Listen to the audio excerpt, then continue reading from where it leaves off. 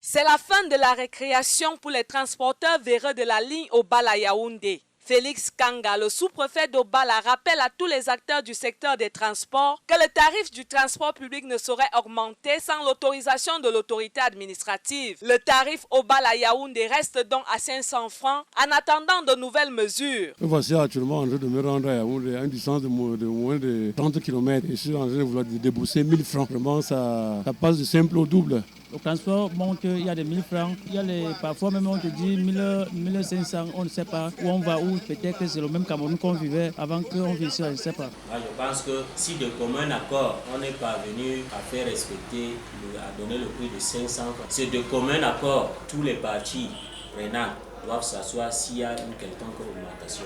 Notons que ces échanges entre les responsables des transporteurs et la société civile font suite aux multiples plaintes des populations.